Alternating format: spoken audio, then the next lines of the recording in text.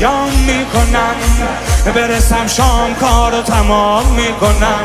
به شاه نجف سلام میکنم خوابو به چشم عدو حرام میکنم خوابو به چشم عدو حرام میکنم من زینبم عقیده من آزادگی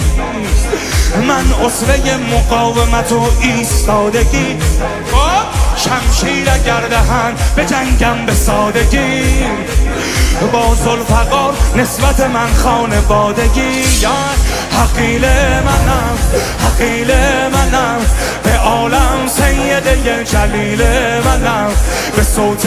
علی تکلم کنم که الان حیدر این قبیله منم که الان حیدر این قبیله منم سیدتی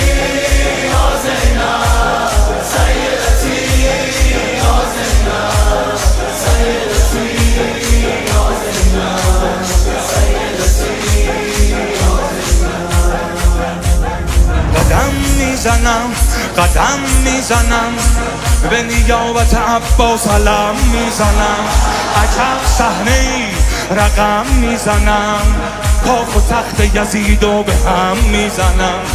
کاخ و تخت یزیدو به هم میزنم حق میدهم یزید که این گونه تب کند خب زن ندیده بود مبارز طلب کند عباس اگر که نیست عدو را ادب کند زینب که هست کار امیر عرب کند یا علی علمدار منم ابو فاضل اگه نیست سپهدار من از کربلا شدم مرتضی عقب ننشستم و یعنی کرار من سیدتی یا زینب